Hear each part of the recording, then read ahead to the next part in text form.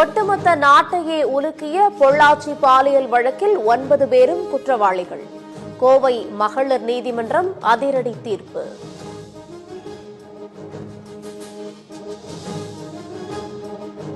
சந்தேகத்திற்கு இடமின்றி குற்றம் நிரூபிக்கப்பட்டதால் குற்றவாளிகள் என தீர்ப்பு. கூட்டு பாலியல் வன்கொடுமை நடந்தது, சந்தேகத்திற்கு இடமின்றி நிரூபணம்.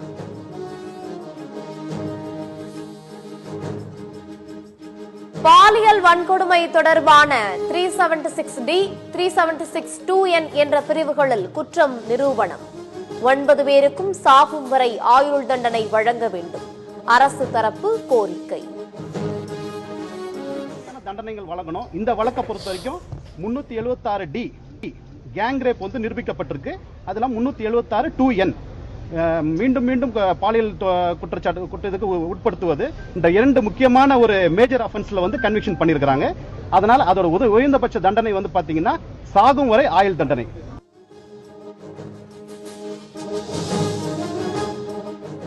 சிபிஎஸ்இ 12ஆம் வகுப்பு தேர்வு முடிவுகள் வெளியீடு. நாடு முழுவதும் 88.39% மாணவர்கள் தேர்ச்சி.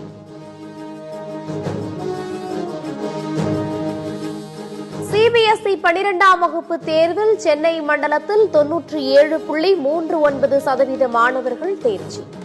அதிகபட்சமாக விஜயவாடாவில் 99.60%, குறைந்தபட்சமாக பிரயாக்ராஜில் 79.53% மாணவர்களும் தேர்வு.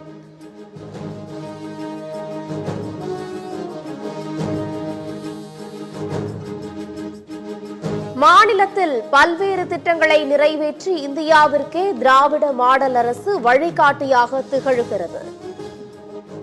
மகளிர் சமுதாய முன்னேற்றத்திற்காக பல்வேறு திட்டங்களை கொண்டு வந்துள்ளதாகவும் தமிழ்நாடு அரசு தகவல்.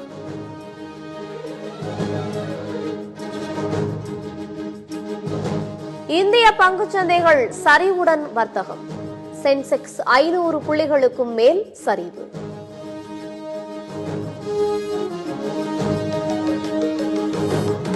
கர்நாடகாவைச் சேர்ந்த பிரபல நடிகர் ராகேஷ் பூஜாரி உயிரிழப்பு.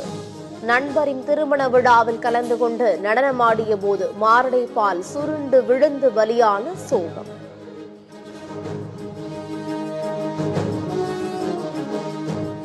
செங்கல்பட்டு மாவட்டம் மறைமலை நகர் பகுதியில் நடைபெற்ற இரட்டை கொலை சம்பவம். ஒரு பெண் மற்றும் 3ஆம் பாலினத்தவர் உட்பட 5 பேர் கைது.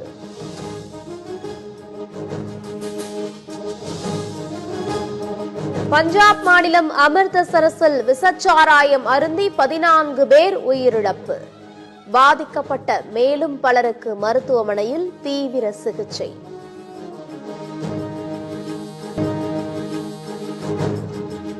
ஜம்மு காஷ்மீரின் ரியாசியில் பள்ளிகள் மீண்டும் திறப்பு. இந்தியா பாகிஸ்தான் இடையே சண்டை நிறுத்தம் ஏற்பட்ட நிலையில் திறக்கப்பட்டன.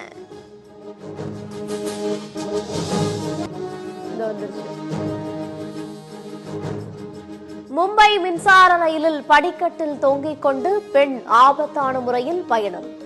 சம்பந்தப்பட்ட பெண் மீது நடவடிக்கை எடுக்கப்பட்டுள்ளதாக ரயில்வே அதிகாரிகள் தகவல்.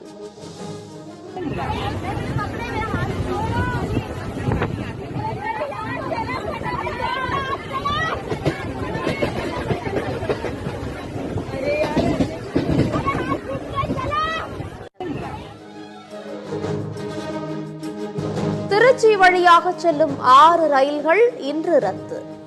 கோட்டை முத்தரசநல்லூர் பிரிவுக்கு இடையேயான தற்போதைய சாலை மேம்பாலம் அகற்றுதல் காரணமாக அறிவிப்பு.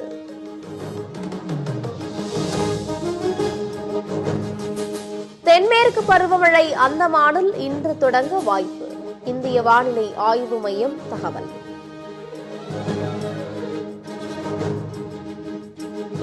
வெளிநாட்டில் வேலை வாங்கி தருவதாக கூறி தமிழ்நாடு முழுவதும் பல கோடி ரூபாய் மோசடி செய்த சம்பவம். இலங்கை தப்பிச் செல்ல முயன்ற காஞ்சிபுரம் இளைஞரை நாகப்பட்டினம் சுங்கத்துறை அதிகாரிகள் கைது செய்து விசாரணை. மும்பையின் பல்வேறு பகுதிகளில் பரவலாக மழை. வாகன ஓட்டிகள் அவதி.